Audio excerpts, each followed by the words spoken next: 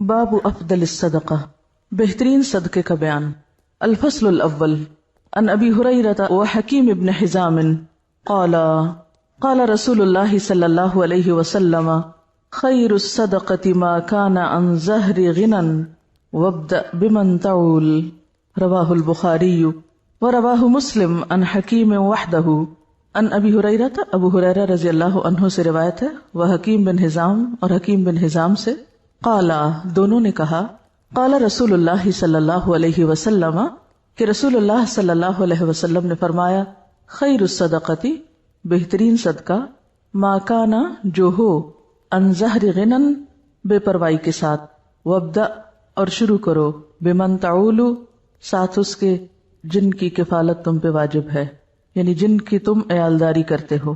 رواہ البخاری، اسے بخاری نے روایت کیا، اور رواہ مسلم، اور اسے مسلم نے روایت کیا، عن حکیم وحدہ، مسلم کی روایت میں صرف حکیم بن حزام ہے۔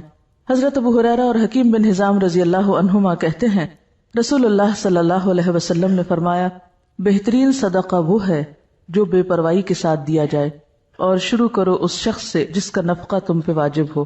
یہاں لفظ ظہر غنن استعمال ہوا ہے۔ ظہر کا مطلب ہوتا ہے پیچھے، اور غنا کا مطلب ہوتا ہے مالدار ہونا یا غنی ہونا، یعنی جب تم صدقہ کرو تو سب کچھ نہ دے ڈالو، بلکہ اپنے لیے بھی کچھ باقی رکھو۔ اور دوسرا معنی جیسے کہ یہاں ہوا ہے کہ جو بے پرواہی کے ساتھ دیا جائے، یعنی انسان جب دے تو پھر نیکی کر دریا میں ڈال، بھول جاؤ۔ ایسا نہیں کہ تم دینے کے بعد پیچھا کرنا شروع کر دو، لینے والے پر احسان جتاؤ یا اس کو اذیت دو۔ اور اسی طرح ابتدا اس سے کرو جو تمہارا قریبی ہو، یعنی جن کی کفالت تم پہ فرض ہے، اپنے بیوی بچوں سے، اپنے گھر والوں سے، اپنے رشتہ داروں سے۔ اب یہاں پر بہترین صدقہ نمبر 1 اس شخص کا صدقہ جو دل کے اطمینان کے ساتھ خرچ کرے، دے کے بھول جائے، لینے والے کو دکھ نہ دے۔ اس کو کیوں بہترین صدقہ قرار دیا گیا؟ اس کو اچھا صدقہ کیوں کہا گیا کہ یہ اچھا صدقہ ہے؟ دیکھیے، بہترین صدقہ وہ ہے جو بے پروائی کے ساتھ دیا جائے۔ کیوں بے پروائی کے ساتھ دیے ہوئے صدقے کو بہترین کہا گیا؟ اور ظاہر کا معنی جیسے کہ آپ سب جانتے ہیں، پیٹھ یا پیچھے، غنن غنا کے، یعنی دینے کے باوجود پیچھے بھی کچھ باقی ہے، یہ مراد ہے اس سے۔ اور دوسرا، اگر غنا کو غنن نفس قرار دیا جائے تو اس سے مراد یہ کہ دینے کے بعد پھر آپ فقر یا محتاجی سے نہ ڈریں، جس کو دیا اس پر احسان نہ جتائیں، اور بے فکر ہو جائیں کہ ضائع نہیں ہوگا، ریٹرن آئے گا۔ ہونا تو یہ چاہیے تھا کہ سب کچھ دے ڈالنے کو بہترین صدقہ کہا جائے، لیکن یہاں یہ کہا جا رہا ہے کہ سب کچھ دے ڈالنا بہترین صدقہ نہیں۔ بہترین صدقہ وہ ہے کہ جب آپ دیں تو دینے کے بعد آپ خود محتاج نہ ہو جائیں۔ قرآن پاک میں اس کے بارے میں ایک آیت آتی ہے، کیا؟ وَلَا تَجْعَلْ يَدَكَ مَغْلُولَةً إِلَىٰ عُنُقِكَ وَلَا تَبْسُطْهَا كُلَّ الْبَسْطِ فَتَقْعُدَ مَلُومًا مَحْسُورًا۔ لا تبسطها كل البسط، اسے روکا گیا ہے، سب کچھ دے ڈالنے سے روکا گیا ہے۔ کیوں؟ فتقعد ملوما محسورا، ورنہ تم خود عاجز، محتاج، درماندے، ملامت زدہ ہو کے بیٹھ جاؤ گے، خود لوگوں کے آگے ہاتھ پھیلانے لگو گے۔ اور بہترین صدقہ کون سا ہے؟ جو تم سب سے پہلے اپنے گھر والوں کے اوپر خرچ کرتے ہو۔ اب گھر والوں پہ خرچ کرنا فرض ہے، تو فرض کی ادائیگی پر اجر بھی زیادہ ہے، جیسے نفل پر بھی ثواب ہے، لیکن اگر آپ فرض نماز چھوڑ کر نفل پڑھ رہے ہیں تو نفل فائدہ مند نہیں، پہلے فرض ادا کریں۔ اسی طرح جب آپ باہر دینے لگے تو پہلے دیکھ لیں کہ گھر والوں کے پاس ہے یا نہیں۔ اب آپ سوچ رہے ہوں گے کہ وہ پھر ان صحابی نے گھر والوں کو بھوکا چھوڑ کے دوسروں کو کیوں دیا؟ بتائیے، ہر حکم کے اندر استثنائی صورتیں موجود ہوتی ہیں۔ جیسے غزوہ تبوک کے موقع پر حضرت ابوبکر نے جب سب کچھ دیا تو وہ ایک ایمرجنسی کی کیفیت تھی، اس وقت دین کے جغرافیائی سرحدیں جو ہیں ان کی حفاظت بھی مقصود تھی۔ اگر اس وقت مال خرچ نہ کیا جاتا اور بیوی بچوں اور گھر کو دیکھا جاتا تو پھر اگر دین ہی باقی نہ رہتا تو باقی کیا باقی رہتا؟ تو ایک بڑی ضرورت آ گئی سامنے۔ کچھ چیزیں ہیں جو عام حالات کے لیے ہیں اور کچھ ہیں جو خاص حالات کے لیے ہوتی ہیں۔ اسی طرح جس خاص کنڈیشن میں وہ شخص آیا تھا اس میں کہیں بھی اس کے لیے کھانا نہیں تھا، مسافر تھا، مہمان تھا، اور پھر وہ لفظ اگر آپ کو یاد ہو، اکرمی ضیف رسول اللہ صلی اللہ علیہ وسلم، کہ رسول اللہ کے مہمان کی عزت، یعنی یہ بھی ایک بہت بڑی بات ہے کہ کوئی شخص کہاں سے ریکمینڈ ہو کے آ رہا ہے، اس کے ساتھ مجھے کیسے معاملہ کرنا ہے۔ اور بعض اوقات میں بھی بھوکا، دوسرا بھی بھوکا، لیکن دوسرے کی بھوک میری بھوک سے زیادہ ہے، دو ضرورتیں سامنے آ گئی تو پھر کیا دیکھا جائے گا؟ کس کی ضرورت زیادہ ہے تو وہاں خرچ کیا جائے گا. وعن ابی مسعود قال قال رسول اللہ صلی اللہ علیہ وسلم اذا انفق المسلم نفقة على اهله وهو يحتسبها كانت له صدقہ متفق علیہ. وعن ابی مسعود ابو مسعود رضی اللہ عنہ سے روایت ہے قال کہا قال رسول اللہ فرمایا رسول اللہ صلی اللہ علیہ وسلم نے اذا انفق جب خرچ کرتا ہے المسلم مسلمان نفقتن کوئی خرچ علی اہلہ اپنے گھر والوں پر وہوا اور وہ یحتسبها ثواب کی امید رکھتا ہے اس سے کانت ہے لہو اس کے لیے صدقہ متفق علیہ متفق علیہ روایت ہے. حضرت ابو مسعود رضی اللہ عنہ کہتے ہیں رسول اللہ صلی اللہ علیہ وسلم نے فرمایا کہ مسلمان جب اپنے اہل و عیال پہ خرچ کرتا ہے اور اس سے ثواب کی توقع رکھتا ہے تو یہ بھی اس کے لیے صدقہ ہی شمار ہوتا ہے. کتنی خوبصورت بات، کتنا خوبصورت ہے یہ دین. آپ اپنے فرائض ادا کریں لیکن احسان جتا کے نہیں. اپنے گھر والوں کو دے رہے ہیں لیکن ان پہ بھی احسان نہیں. بہت سے والدین کو دیکھا گیا کہ وہ بچوں کی تعلیم پہ اگر خرچ کرتے ہیں تو جینا حرام کر دیتے ہیں ان کا. تم پہ اتنا خرچ کر چکے ہیں. ایون اپنی اولاد کے ساتھ یا بیوی کے ساتھ بھی احسان کریں تو جتانا نہیں چاہیے. اور دوسری بات یہ ہے کہ اگر بچوں پر بھی آپ خرچ کرتے ہیں اور خاص طور پر اگر ماں خرچ کرتی، کیونکہ باپ پر تو فرض ہے ہی، اس کو تو فرض ادا کرنے کا اجر ملے گا، لیکن اگر ماں محنت کر کے بچوں کو پال رہی ہے تو اس کے لیے دگنا اجر ہے، صدقے کا بھی اور قرابت داری کے حق کا بھی. اصل چیز کیا ہے پھر اجر کے اضافے میں؟ اصل بنیاد کس چیز کی ہے؟ نیت کی. آپ کوئی کام کیوں کر رہے ہیں؟ وعن ابی ہریرہ قال قال رسول اللہ صلی اللہ علیہ وسلم دینار انفقته فی سبیل اللہ ودینار انفقته فی رقبہ ودینار تصدقت به علی مسکین ودینار انفقته علی اہلک اعظمها اجرا الذی انفقته علی اہلک رواہ مسلم.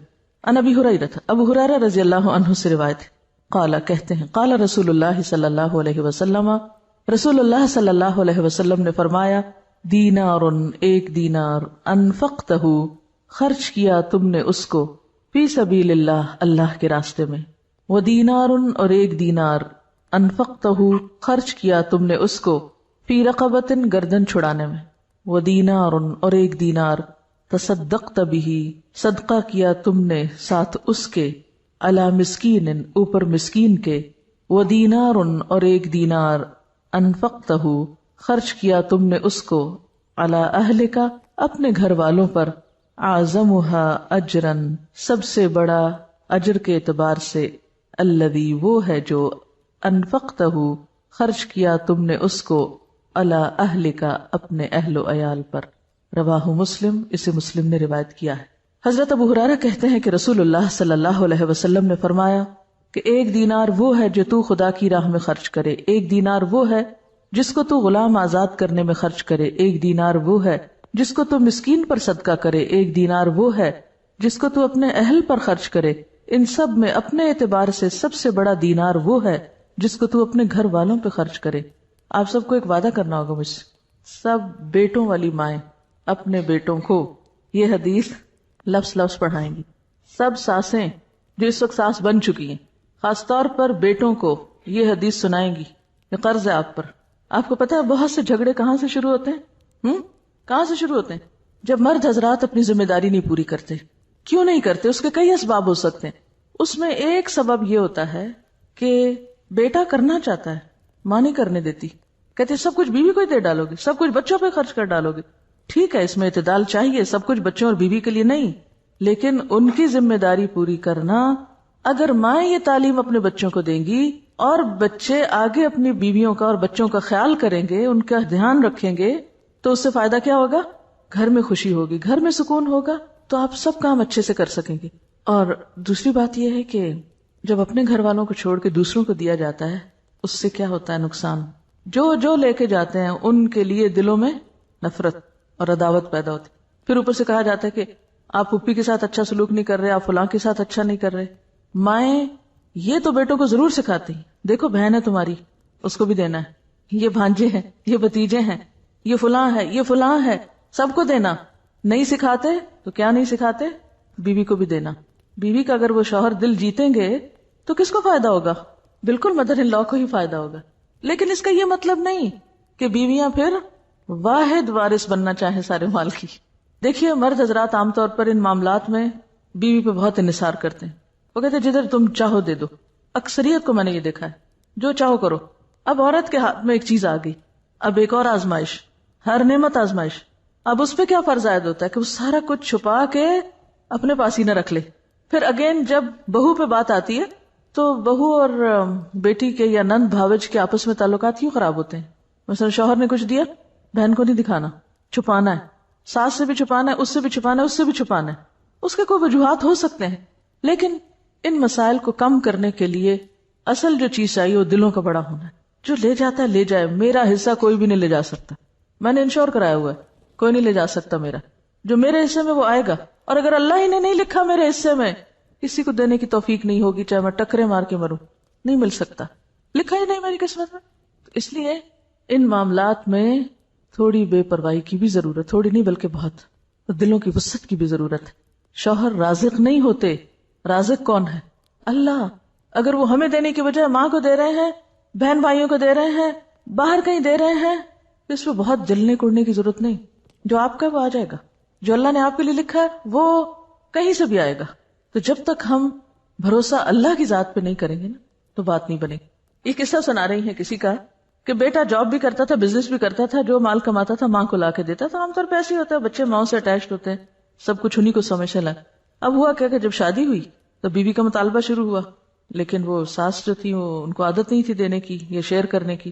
تو اب نقصان کیا ہوا کہ بہو جو ہے وہ مسلح پہ بیٹھ گئی, یار رب بزنس خراب ہو, نہ مجھے دے نہ اس کو دے, کسی کو بھی نہ ملے. ہاں پھر لوگ انتہا پسندی میں یہاں تک پہنچ جاتے ہیں کہ اگر میرا نہیں تو کسی کا بھی نہیں. تو یہ طرز عمل بھی درست نہیں. یاد رکھیے کوئی بھی اصلاح ہو نہیں سکتی جب تک کہ دو طرفہ, دونوں طرف سے دل نہ بڑا کیا جائے, دونوں فرائض ادا کرنے میں نہ لگ جائے. اگر دونوں حقوق مانگنے میں لگ گئے تو مسئلہ خراب ہوگا. تو یہاں پر آپ دیکھیے کہ خیر کے کاموں میں خرچ کرنے کا بھی اجر بتایا گیا, لیکن اس کے ساتھ ساتھ اہل و عیال پہ خرچ کرنا بھی باعث اجر و ثواب ہے. اور ذمہ داری میں نے آپ پہ امانت ڈال دی ہے, بیٹوں کو یہ حدیث سنانی ضرور ہے اپنی زبان سے.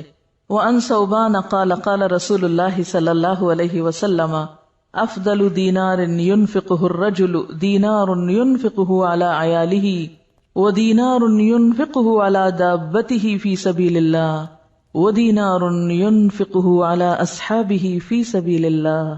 رواہ مسلم.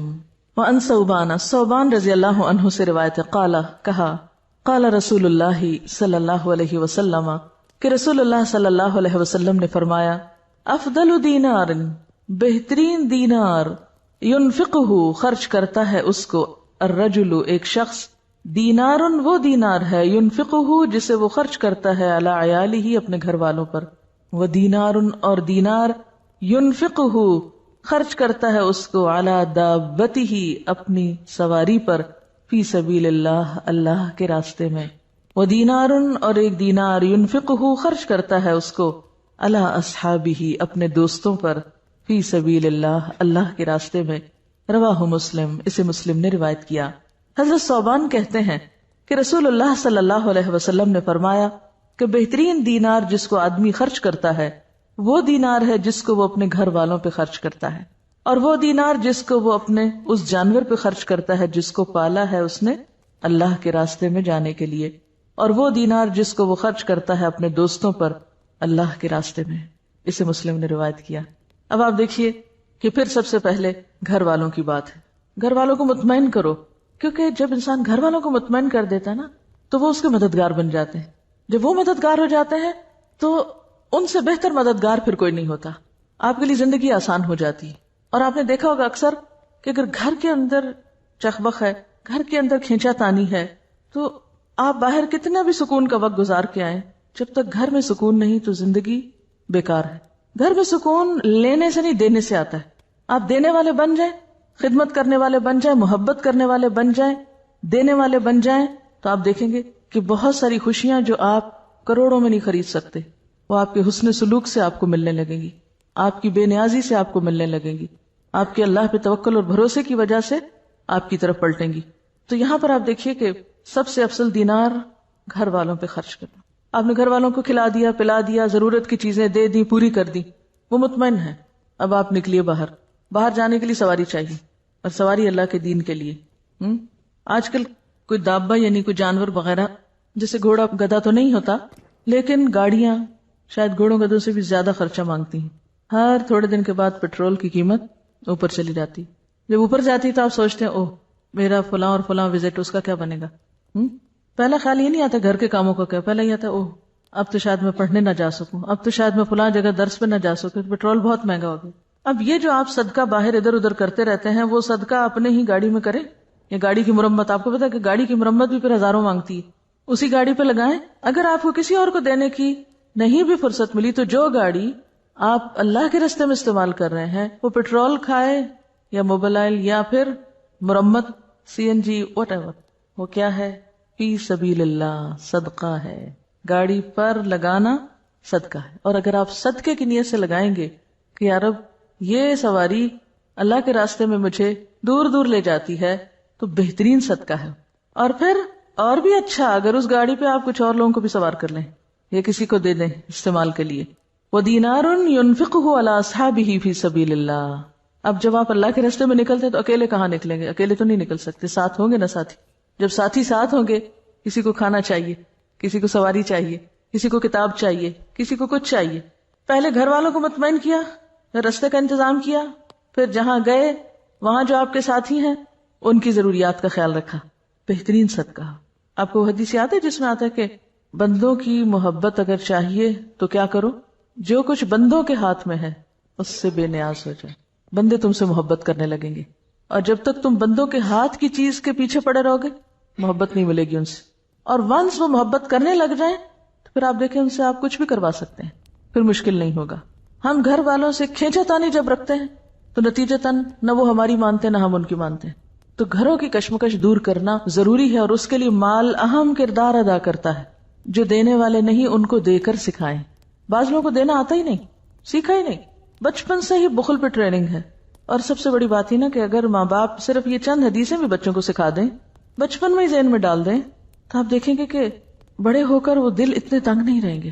اور جب ماں باپ ہی یہ سکھائیں کہ نہیں بس جمع کرو، اکٹھے کرو، بچاؤ، کسی کو دینے کی ضرورت نہیں، پہلے اپنا آپ دیکھو، کیونکہ عموماً تو ٹریننگ اسی ڈھنگ پہ ہوتی ہے نا. تو پھر بڑے ہو کر عادت ہی نہیں ہوتی دینے کی، لہٰذا گھروں کے اندر ایک مسلسل جنگ کی کیفیت رہتی، رونا دھونا باقی رہتا ہے. عملی طور پر بچوں کے ہاتھ سے دلوانا شروع کریں، بہن بھائیوں کو دلوائیں، کیونکہ عام طور پر فقیر کو پھر بھی دے دیتے ہیں بچے، لیکن بہن بھائی کو چیز نہیں دیں گے. تو بہن بھائیوں میں شیئرنگ کی عادت ڈالیں، یہ چیز تمہارے لیے اور یہ چیز سب کے لیے. ہمارے والد جب کوئی چیز گھر میں لاتے تو بچوں سے کہتے سب کو تقسیم کرو، کوئی ڈرائی فروٹ ہو، کچھ بھی، تو کہتے اچھا آج فلاں تم ادھر آؤ، سب کو دو. اس سے دینے کی عادت پڑتی اور اپنوں کو دینے کی عادت پڑتی، ورنہ انسان اپنوں کو دینے میں بعض اوقات زیادہ بخیل ہوتا ہے. دسترخوان سے یہ ٹریننگ شروع کی جائے. ہمارے والد ہمیں کہتے تھے کہ عید تمہیں رمضان میں مل جائے گی، کیونکہ رمضان میں ثواب زیادہ ہوتا ہے، تو میں تم لوگوں کو عید رمضان میں دینا چاہتا ہوں. ہمیں ہمیشہ عید ایک دن پہلے مل جاتی تھی، 2 دن پہلے. جب مل جاتی تھی تو پھر کہتے تھے اب تم اللہ کے راستے میں نہیں دو گے، پھر ہم ہی سے نکلواتے تھے. تو اس وقت تو دل بہت تھوڑا ہوتا تھا کہ یہ کیا مشکل ہے. تو یہ ہے کہ گھر میں کوئی ایسی چیز رکھ لیں جس میں ڈالتے جائیں بچے، کوائنز ڈالنے کا، کوئی برتن، کوئی پاٹ، کوئی اینی تھنگ. اور پھر جب وہ بھر جائے تو پھر جا کے خود اپنے ہاتھ سے خرچ کریں، یعنی اللہ کے راستے میں دے، جہاں بھی دلوانا ہو آپ کو. عیدی کی اگر آپ نے بایوگرافی پڑھی، میں نے ساری پڑھی، 3 دن میں پڑھی تھی میں نے، اور بہت کچھ سیکھا تھا میں نے اس میں وہ لکھتے ہیں کہ اس کام کے کرنے کے پیچھے کون تھا؟ کہتے میری ماں، جو بالکل پڑھی لکھی نہیں تھی اور بہت غریب گھرانے سے تعلق رکھتے تھے، لیکن ماں ان کے ہاتھ سے بہت صدقہ کرواتی تھی. وہ کہتے ہیں کہ وہ ایک چھتی کے اوپر وہ رکھی ہوئی ہوتی تھی ایک کٹورا یا پیالہ، اور اس میں پیسے ہوتے تھے، مجھے چڑھا کے اترواتی تھی، پھر کہتی جاؤ وہاں دے کر آؤ، اور مجھے دوڑاتی تھی دور دور تک گاؤں میں، اور جہاں جہاں ضرورت ہوتی تھی وہاں مجھے بھیجتی تھی. تو وہ کر کر کے ایک ایسی عادت پڑی کہ پھر وہ کیے بغیر چین بھی تو نہیں آتا. جب آپ کو بچپن سے عادت پڑ جائے تو پھر آپ نہیں چھوڑ سکتے، پھر وہ رگ رگ میں چلا جاتا ہے. اور بچپن سے بخل پہ بچوں کو پالے، رگ رگ میں بخل گھس جائے گا، ساری زندگی خود بھی اذیت اٹھائیں گے اور دوسروں کے لیے بھی وبال جان ہوں گے. کیونکہ بخیل شخص جو ہے اس کے ساتھ زندگی بسر کرنا سب سے مشکل کام ہوتا ہے. اور پھر آپ دیکھیے خاص طور پر یہ حدیث مسلم کی روایت ہے اور بڑی خوبصورت حدیث ہے، جس میں کہ فی سبیل اللہ اپنے ساتھیوں پہ خرچ کرنا، ان کی ضروریات پر وعن ام سلمۃ قالت قلت یا رسول اللہ الی اجر ان انفق علی بنی ابی سلمہ انما هم بنیہ فقال انفقی علیہم فلک اجر ما انفقت علیہم متفق علیہ. وعن ام سلمہ سے روایت ہے قالت کہتی ہیں قلت میں نے کہا یا رسول اللہ اے اللہ کے رسول صلی اللہ علیہ وسلم الی اجر کیا میرے لیے اجر ہے ان انفقا کہ میں خرچ کروں علی بنی ابی سلمہ ابو سلمہ کے بچوں پر انما ہم بنیہ بے شک وہ میرے بچے بھی ہیں. آپ کو معلوم ہے نا کہ حضرت ام سلمہ جو آپ کی اہلیہ محترمہ تھی ان کی شادی پہلے ابو سلمہ سے ہوئی تھی اور پھر وہ 4 بچے چھوڑ کر فوت ہوئے تھے اور وہ بچے اپنے ساتھ حضور کے گھر لائیں تھی.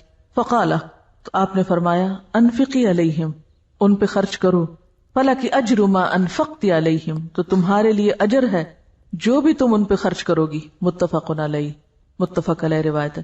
حضرت ام سلمہ کہتی ہیں کہ میں نے حضرت صلی اللہ علیہ وسلم سے عرض کیا اے اللہ کے رسول صلی اللہ علیہ وسلم اگر میں ابو سلمہ کے بیٹوں پر جو میرے بیٹے بھی ہیں خرچ کروں کیا مجھ کو اس کا ثواب ملے گا؟ آپ نے فرمایا تو ان پر خرچ کر تجھ کو ثواب ملے گا اس کا جو تو ان پہ خرچ کرے گی. یہ سوال ام سلمہ کے ذہن میں کیوں آیا؟ کیونکہ عورت کے اوپر خرچ کی ذمہ داری نہیں، عورت پہ نان نفقہ واجب نہیں اولاد کا، یہ شوہر کا فرض ہے. لیکن اگر عورت کرتی ہے شوہر کے مر جانے کی صورت میں یا ایون زندہ ہوتے ہوئے بھی لاپرواہ ہونے کی صورت میں تو اس کے لیے سراسر اجر ہے اگر اپنے بچوں پہ خرچ کرتی ہے. اور اس میں اگلی حدیث تو بہت ہی زبردست ہے جو اس مسئلے کو بہت اچھی طرح صاف کر دیتی ہے. وَأَنْ زَيْنَبَ امْرَأَةِ عَبْدِ اللَّهِ بْنِ مَسْعُودٍ قالت قال رسول اللہ صلی اللہ علیہ وسلم وتصدقن یا معشر النساء ولو من حلیکن قالت فرجعت الى عبد اللہ فقلت انك رجل خفیف ذات الید وان رسول اللہ صلی اللہ علیہ وسلم قد امرنا بالصدقة فأته فاسأله فإن كان ذلك يجزئ عني وإلا صرفتها إلى غيركم قالت فقال لي عبد الله بل ائتيه أنت قالت فانطلقت فإذا امرأة من الأنصار بباب رسول الله صلى الله عليه وسلم حاجتي حاجتها قالت وكان رسول الله صلى الله عليه وسلم قد ألقيت عليه المهابة فقالت فخرج علينا بلال فقلنا له ائت رسول الله صلى الله عليه وسلم فأخبره أن امرأتين بالباب تسألانك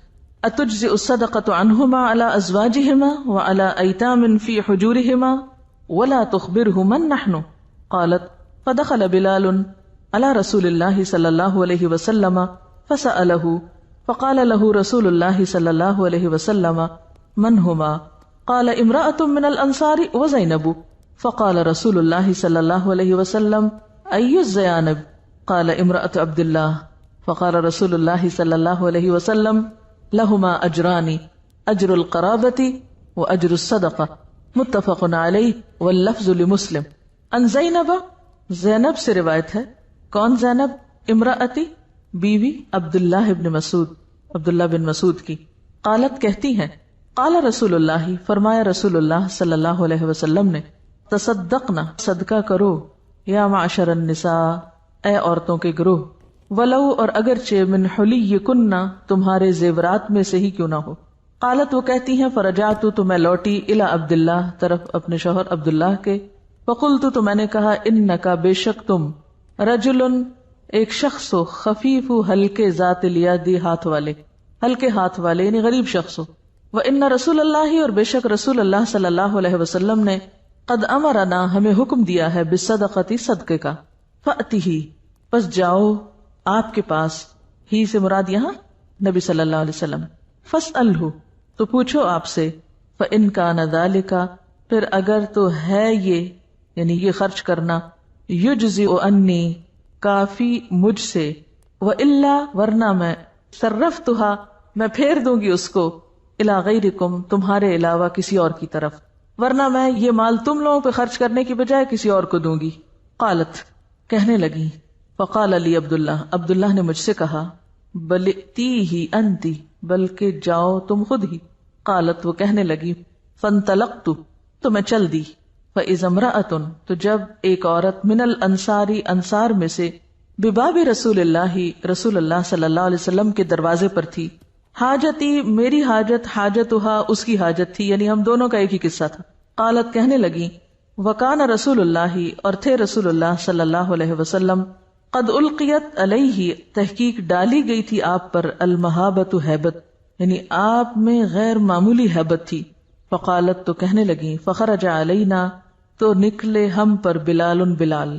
فقلنا لہو تو ہم نے اس سے کہا یعنی بلال سے کہا ائتی جاؤ رسول اللہ صلی اللہ علیہ وسلم کے پاس. فاخبرہ تو خبر دو آپ کو ان امرأتین کہ بے شک دو عورتیں بالباب دروازے پر ہیں تسألانک آپ سے سوال کرتی ہیں اتجزئ الصدقۃ کیا کافی ہوگا صدقہ انہما ان دونوں کا علی ازواجہما ان کے شوہروں پر وعلی ایتام اور اوپر یتیموں کے فی حجورہما ان کی گودوں میں یعنی جن کی وہ پرورش کر رہی ہیں. ولا تخبر پھر آپ کو نہ بتانا من نحنو کہ ہم کون ہیں، یعنی پوچھنے والا کون ہے یہ نہیں بتانا. قالت وہ کہتی ہیں فدخل بلال داخل ہوئے بلال علی رسول اللہ صلی اللہ علیہ وسلم پر. فسألہ تو پوچھا آپ سے. فقال لہ تو فرمایا آپ کو رسول اللہ صلی اللہ علیہ وسلم نے من ہما یہ کون ہیں دونوں، کون پوچھتی ہیں. قال بلال کہنے لگے امرأتن ایک عورت تو من الانصار انصار میں سے ہے وزینب اور زینب بھی ہے. فقال رسول اللہ صلی اللہ علیہ وسلم نے فرمایا ایو زینب کون سی زینب، حالانکہ وہ منع کر کے انہوں نے بھیجا تھا. قالا تو بلال کہنے لگے امرأت عبداللہ بن مسعود کی بیوی ہیں. فقالا تو فرمایا رسول اللہ صلی اللہ علیہ وسلم نے لہما ان دونوں کے لیے اجرانی دو اجر ہیں، اجر القرابتی قرابت داری کا اجر و اجر الصدقتی اور صدقے کا اجر. متفق علیہ متفق علیہ روایت ہے. واللفظ لمسلم اور یہ لفظ مسلم کا ہے یعنی الفاظ مسلم کے ہیں. حضرت عبداللہ بن مسعود رضی اللہ عنہ کی بیوی زینب کہتی ہیں کہ رسول اللہ صلی اللہ علیہ وسلم نے فرمایا اے گروہ خواتین خیرات کرو اگرچہ وہ تمہارے زیورات ہی میں سے کیوں نہ ہو، یعنی عورتوں کو آپ نے خاص طور پر تلقین کی خیرات کی. زینب کہتی ہیں کہ رسول اللہ صلی اللہ علیہ وسلم کا وعظ سن کر جب میں اپنے شوہر عبداللہ کے پاس پہنچی تو میں نے ان سے کہا کہ تم ایک مفلس آدمی ہو اور رسول اللہ صلی اللہ علیہ وسلم نے ہمیں خیرات کرنے کا حکم دیا ہے، لہٰذا تم حضرت صلی اللہ علیہ وسلم کی خدمت میں حاضر ہو کر دریافت کرو کہ اگر میں تم پر اور تمہاری اولاد پر خرچ کروں تو یہ کافی ہوگا یا نہیں. یہ لفظ آتا ہے نا اتجزئ الصدقۃ عنہما کیا کافی ہو جائے گا صدقہ ان دونوں کی طرف سے یعنی ان دونوں کو دینے پر، ورنہ پھر دوسروں کو صدقہ دوں. زینب کہتی ہیں عبداللہ نے یہ سن کر مجھ سے کہا کہ تم ہی جاؤ. زینب کہتی ہے میں گئی اور دیکھا کہ ایک انصاری عورت رسول اللہ صلی اللہ علیہ وسلم کے دروازے پر بیٹھی ہے اور اس کی حاجت بھی میری ہی حاجت کی مانند تھی، وہ بھی یہی بات دریافت کرنے آئی تھی. زینب کہتی ہے کہ رسول اللہ صلی اللہ علیہ وسلم میں غیر معمولی ہیبت تھی.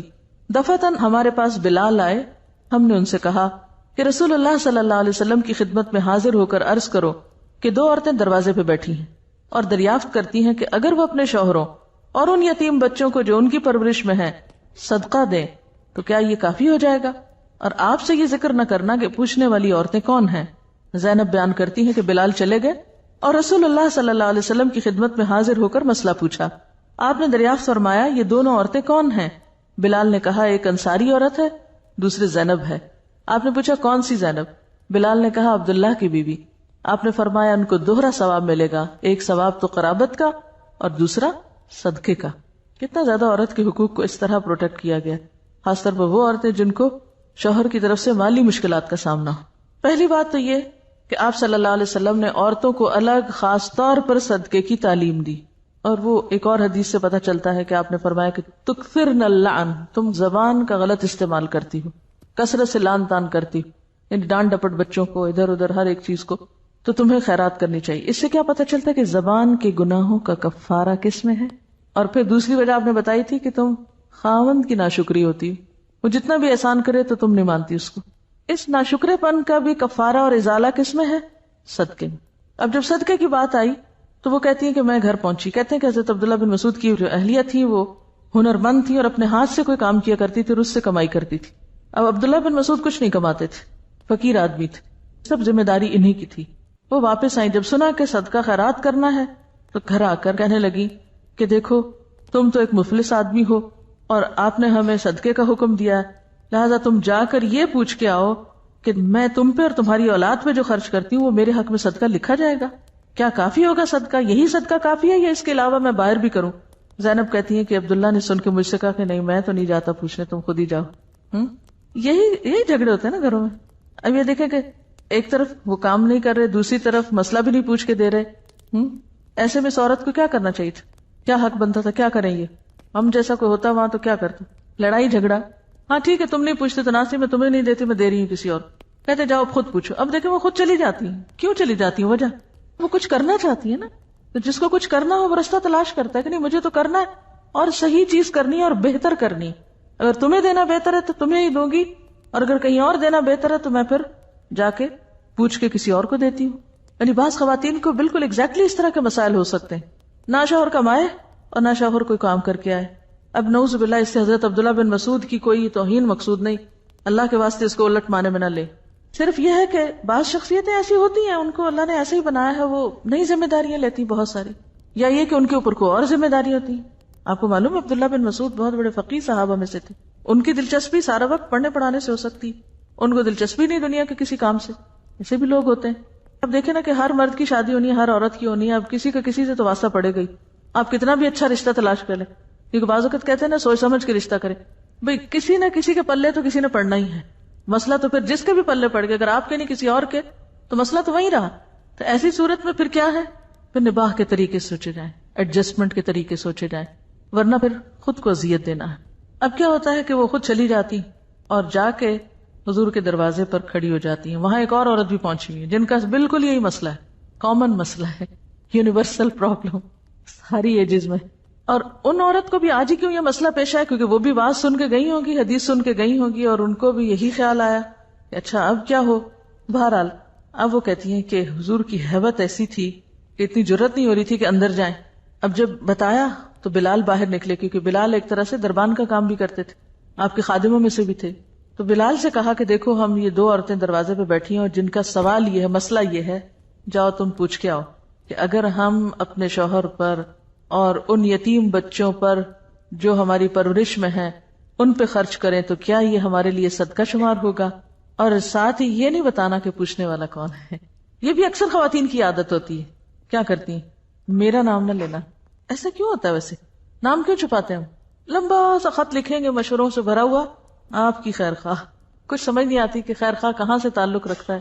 جب تک یہ نہ پتا چلے مسئلہ ہے کس کا، بس میں سمجھ بھی نہیں آتا، صرف خالی مسئلہ کچھ اور ہوتا ہے، جب کانٹیکسٹ میں ہوتا ہے جس شخص کی طرف سے ہے، اگر آپ اس کو بھی سمجھ رہے ہیں تو بالکل بات اور ہو جائے۔ تو وہ کہتی ہے کہ بتانا نہیں۔ اب انہوں نے تو کہہ دیا بتانا نہیں، لیکن حضرت بلال بھلا کیسے نہ بتائیں جب حضور پوچھیں کچھ؟ اس سے کیا پتا چلتا ہے؟ لائلٹی، وفاداری آپ کے پاس ہے، آپ کے میسج لے جا رہے ہیں، لا رہے ہیں، تو یہ وفاداری بے حد ضروری ہوتی ہے، کیونکہ بعض اوقات آپ کہیں کام کر رہے ہیں، باہر سے لوگ آتے ہیں، وہ کیا کہتے ہیں، ان کو فیور دیا جائے اور جس کے آپ کام کر رہے ہیں اس کے وفادار نہ ہو، تو ایسے میں پھر دو میں سے کس کا وفادار ہونا ہے آپ کو؟ مالک کا وفادار۔ اور جھوٹ بھی تو نہیں بول سکتے نا، کیسے نہ بتائیں؟ اور بتانے میں حرج بھی تو کوئی نہیں تھا، اس میں کون سی ایسی بڑی بات تھی، وعدہ بھی نہیں کیا تھا اور کوئی راز کی بات نہیں تھی۔ پھر اس میں آپ دیکھیے کہ آپ صلی اللہ علیہ وسلم نے کیوں اتنی تفتیش کی، یعنی کیوں اتنی تفصیل سے پوچھا؟ تو یہ یاد رکھیے کہ جب آپ کسی کے سامنے اپنا مسئلہ پیش کریں تو ذرا اپنا تعارف بھی ضرور کرائیں۔ بیک گراؤنڈ کا پتہ نہ ہو تو جو مفتی ہے وہ آپ کو ایسا جواب دے گا کہ جو آؤٹ آف کانٹیکسٹ ہوگا۔ بعض اوقات ہم ادھوری بات لکھ دیتے ہیں اور مفتی کو بھی آزمائش میں ڈال دیتے ہیں، اور پھر مفتی بھی آج کل آگے پیچھے کچھ نہیں پوچھتے، وہ کہتے ہیں ہماری ذمہ داری نہیں تفتیش کرنا۔ اور پھر آپ دیکھیے کہ سب سے پہلی مثال تو خود حضرت خدیجہ کی ہے، جنہوں نے اپنے شوہر پر خرچ کیا۔ ان کو کیا صلہ ملا اس کا؟ سب میں زیادہ مالدار خاتون تھی حضرت خدیجہ، لیکن انہوں نے بغیر کسی آر کے اپنے شوہر پہ خرچ کیا، اگرچہ وہ ایک مشن میں تھا لیکن پھر بھی خرچ کیا۔ اب آپ دیکھیے کہ اللہ تعالیٰ کی طرف سے ان کے لیے سلام آیا اور جنت میں موتیوں کے محل کی خوشخبری آئی۔ پھر اس کے بعد آپ دیکھیے یہ دو خواتین ہیں جو اپنے شوہروں پہ اور بچوں پہ خرچ کرنے والی، اور ان کو کیا خوشخبری دی گئی کہ تمہارے لیے تو دگنا اجر ہے، شوہر خرچ کرے تو ایک اجر ہے، بیوی خرچ کرے تو دگنا اجر ہے، اور وہ صدقہ بھی شمار ہوگا۔ اسی لیے بیوی شوہر کو زکوٰۃ بھی دے سکتی ہے، جبکہ شوہر بیوی کو زکوٰۃ نہیں دے سکتا۔ حضرت زینب بیان کرتی ہے کہ بلال چلے گئے اور رسول اللہ صلی اللہ علیہ وسلم کی خدمت میں حاضر ہو کر مسئلہ پوچھا، آپ نے دریافت فرمایا یہ دونوں عورتیں کون ہیں؟ بلال نے کہا ایک انصاری عورت اور دوسری زینب۔ پوچھا کون سی زینب؟ بلال نے کہا عبداللہ کی بیوی۔ فرمایا ان کو دوہرا ثواب ملے گا۔ کتنا انکریج کر کے بھیجا، کتنا پریکٹیکل ہے ہمارا دین۔ وَأَن مَيْمُونَةَ بِنْتِ الْحَارِثِ أَنَّهَا أَعْتَقَتْ وَلِيدَةً فِي زَمَانِ رسول اللہ صلی اللہ علیہ وسلم فَذَكَرَتْ ذَلِكَ لِرَسُولِ اللہ صلی اللہ علیہ وسلم فقال لو أعطيتها أخوالك كان أعظم لأجرك متفق علیہ۔ وَأَن مَيْمُونَةَ اور میمونہ بنت الحارث سے روایت ہے، یہ آپ صلی اللہ علیہ وسلم کی زوجہ محترمہ ہے، انہا کہ انہوں نے آتقت آزاد کیا ولیدتن ایک لونڈی کو فی زمان رسول اللہ رسول اللہ صلی اللہ علیہ وسلم کے زمانے میں، فذکرت پھر ذکر کیا ذالکا اس کا یعنی آزاد کرنے کے بعد ذکر کیا لرسول اللہ رسول اللہ صلی اللہ علیہ وسلم کو، فقالا تو آپ نے فرمایا لو اگر آتیتہا تم دے دیتی اس کو اخوالکی اپنے ماموں کو، کانا تھا اعظما زیادہ بڑا لأجری کی تمہارے اجر کے لیے، متفق علیہ متفق علیہ روایت ہے۔ حضرت میمونہ بنت حارث کہتی ہیں کہ انہوں نے رسول اللہ صلی اللہ علیہ وسلم کے زمانے میں ایک لونڈی کو آزاد کیا، پھر انہوں نے اس کا ذکر رسول اللہ صلی اللہ علیہ وسلم سے کیا تو آپ نے فرمایا اگر تم اس لونڈی کو اپنے ماموں کو دے دیتی تو تم کو اجر عظیم ملتا۔ اس سے دو باتیں پتہ چلتی، نمبر ایک کہ عورت اپنے شوہر کی اجازت کے بغیر اپنے مال میں سے صدقہ کر سکتی جیسا کہ حضرت میمونہ نے کیا، اور آپ نے ان کو یہ نہیں کہا کہ تم نے مجھ سے پوچھے بغیر صدقہ کر کیسے لیا، یعنی اس معاملے میں عورت کو شوہر کی اجازت کی قانوناً ضرورت نہیں، اخلاقاً ہے ضرورت، اور خصوصاً ایسے شوہر جو ہر معاملے میں شک کرتے ہوں اور گھر میں ایک فساد ہو سکتا ہو اور وہ غلط فہمی کا شکار ہو جائے کہ معلوم نہیں یہ کس کو دیا۔ عام طور پر شوہروں کو کیا غلط فہمی ہوگی کہ میکے بھیج دیا ہوگا، ماں باپ کو دیا ہوگا، بہن بھائیوں کو دیا ہوگا۔ ہاں مشکل یہ ہے کہ ہمارا جو کلچر ہے، یہ جو ہماری ثقافت ہے یہاں بر صغیر پاک و ہند کی، اس میں عورت کے پاس اسلام کے دیے ہوئے حقوق ہے نہیں، یعنی اسلام تو دیتا ہے آپ کو حق، آپ اپنے مال میں جو چاہیں کریں، لیکن معاشرہ آپ کو حق نہیں دیتا، تو وہ کلیش ہو جاتا ہے نا پھر۔ تو ایسے میں آپ کو پھر کس طرح جینا ہے؟ صرف قانون کے سہارے نہیں جی سکتے آپ کو حکمت کے ساتھ گھر والوں کو ساتھ لے کے چلنا چاہیے۔ صرف یہ نہیں کہنا چاہیے کہ یہ جائز اور یہ ناجائز۔ عام طور پہ ایسے موقع پہ عورتیں حدیثیں سنانا شروع ہو جاتی ہیں یا آیتیں پڑھ پڑھ کے بتاتی ہیں، اس سے گھر والے اور زیادہ چڑھتے ہیں اور زیادہ دین کو برا بھلا کہتے ہیں، دین پڑھانے والوں کو بھی ساتھ لپیٹ لیتے ہیں۔ تو اس میں سب کی خیر اسی میں ہے کہ ایسے معاملات میں حکمت کا ثبوت دیا جائے۔ دیکھیے اختیار کا ملنا ایک چیز ہے اور اختیار کا استعمال کرنا دوسری چیز ہے۔ ضروری نہیں کہ اگر اختیار مل ہی جائے تو انسان اس کو استعمال ہی کرتا رہے، اس کو سوچ سمجھ کے اختیار کرے جس میں نقصان کی بجائے فائدہ ہو۔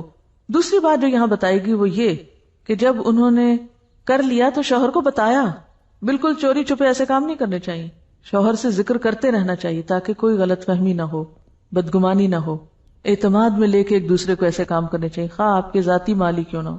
دوسری بات، آپ نے ان کو کیا سجیسٹ کیا؟ اگر تم اپنے ماموں کو دیتی تو زیادہ بہتر تھا، کیونکہ ہو سکتا ہے کہ ان کے ماموں زیادہ ضرورت مند تھے۔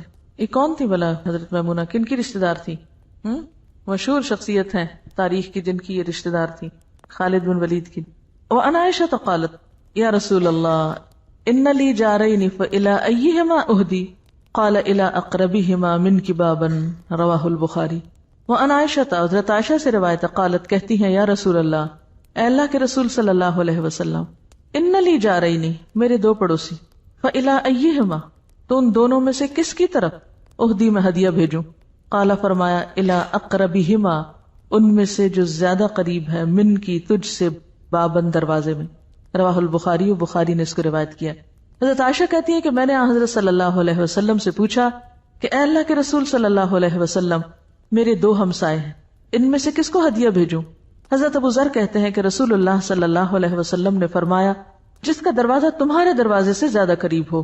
اس سے کیا پتہ چلتا ہے؟ فالاقرب الاقرب وابدأ بمن تعول، ہمیشہ جہاں آپ رہتے ہوں آپ کے قریب والوں کا حق آپ پر زیادہ ہے۔ کیوں؟ اس کی حکمت بتائیے مجھے، کیا حکمت ہے اس میں؟ قریب والوں کا حق کیوں زیادہ ہے؟ پڑوسی کا حق زیادہ، اور پڑوسیوں میں بھی جو زیادہ قریب پڑوسی ہے یا پھر رشتہ دار ہے، دوسری طرح کی قرابت ہے، کیوں؟ وائی؟ یہ اتنا امپورٹنٹ کیوں ہے؟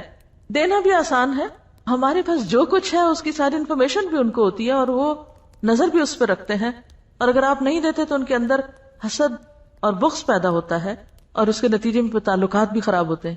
ہر کوئی اگر اپنے قریب والوں کا خیال رکھنا شروع کر دے، ان کی ضروریات کو دیکھنا شروع کر دے، جو کہ سب سے آسان ہے. ہم عموماً جب نیکی کا سوچتے ہیں تو وہ دور بیٹھے ہوئے لوگوں کا تو سوچتے ہیں، مگر جو آس پاس قریب ہی ہیں ان کو بھول جاتے ہیں. تو ترتیب یہی ہے، قریب سے یعنی قدم قدم قدم آگے دائرہ پھیلائیں، لیکن ابتدا میں وہ دائرہ چھوٹا ہی ہوگا. اب اس کو یوں دیکھیے، آپ ایک نقطہ لگائیے، نقطے کی کیا ویلیو؟ ایک نقطہ ہے، اس کے گرد سرکل لگائیے، کریے ایکٹیویٹی، سرکل پر سرکل لگائیے، پھر ایک اور سرکل لگائیے اس کو. اب آپ دیکھیے کہ دائرہ وسیع ہوتا جائے گا نا، دائرہ بڑا ہوتا جائے گا نا. ہر سرکل کے آگے ایک اور سرکل لگتے آٹومیٹیکلی دائرہ بڑھتا جائے گا. لیکن آپ آغاز کس سے کریں؟ قریب والے دائرے سے.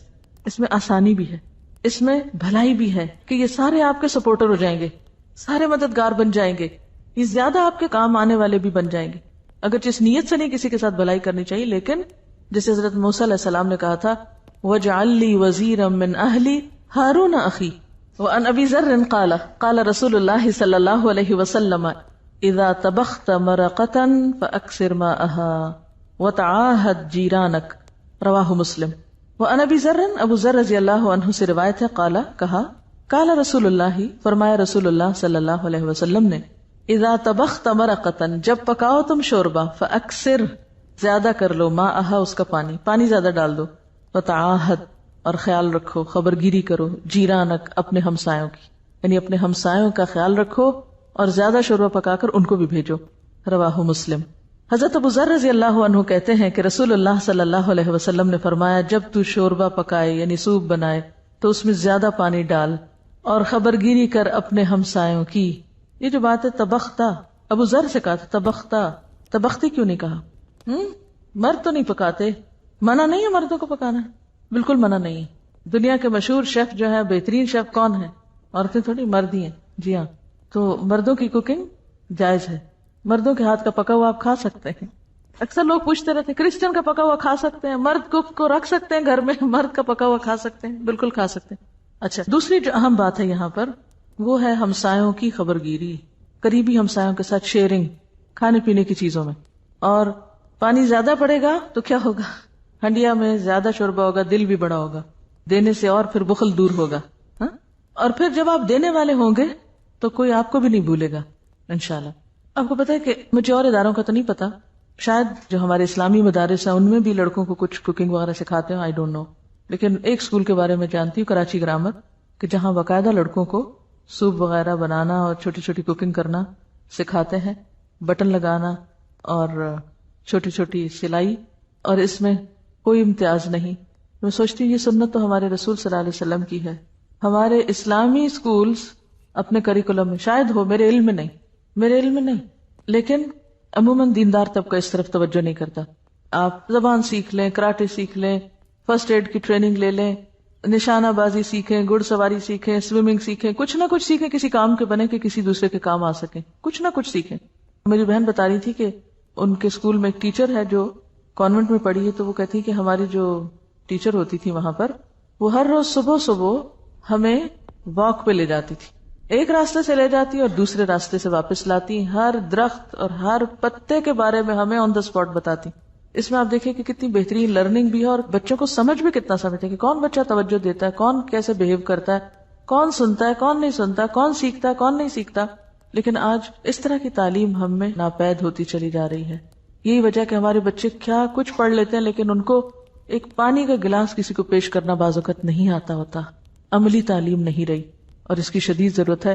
اور یہ تمام کام جو ہے، یعنی اپنے ہاتھ سے کسی کا بھی کام کر دینا، یہ سب کیا ہے؟ صدقہ. یہ بھی صدقے کی قسم.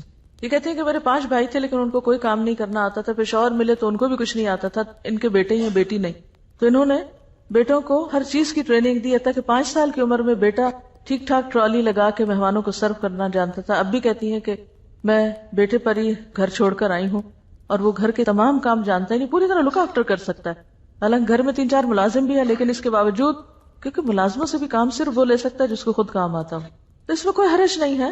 لیکن اس کا یہ مطلب نہیں ہے کہ عورت آرام سے بیٹھ جائے اور شوہر سے کام کرانا شروع کر دے، خود اٹھ کے خدمت کرے گی تو قدر پائے گی. لیکن دوسری طرف مردوں کے اندر بھی یہ آر نہیں ہونی چاہیے کہ یہ کام ہماری شان سے پر اتر ہے، یہ نہیں ہونا چاہیے.